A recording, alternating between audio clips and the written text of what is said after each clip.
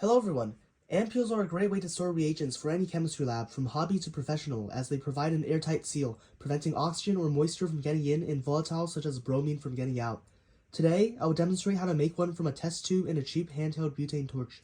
Now, making an ampule is rather simple, but there are a few things that one must consider. I'm using a borosilicate test tube with a diameter of ½ inch, and I hold it by its ends and rotate both ends around the flame. It's important to rotate both ends, as if the glass twists, it could compromise the sealing of the ampule. It usually takes around 30 seconds until the glass begins to soften enough to be stretched, but that may vary from manufacturer to manufacturer. The way you see if the glass is about to stretch is to gently pull on both ends as you twist the test tube, and once you see a tiny deformity of the area hit with the flame, you'll have around 5 more seconds of rotation before the glass is soft enough to be stretched into an ampule. As you can see, the glass is now deformed, and after rotating it for a bit longer, I'm now able to easily pull the glass apart, and I lift it off the flame after it reaches the desired thickness. Remember that the glass is still hot and can shatter if cooled quickly, so I recommend standing the tubes upright while they cool slowly. I will now demonstrate how to seal things in an ampule.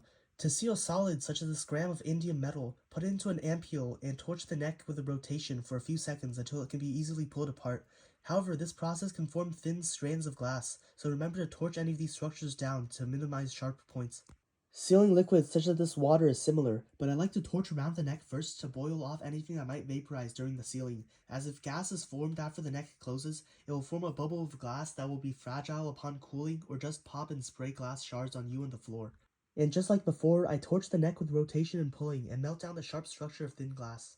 A good test to see if a liquid ampule is sealed properly is to violently shake it torched end down towards the floor and see if it drips. With this technique, you can do many interesting things.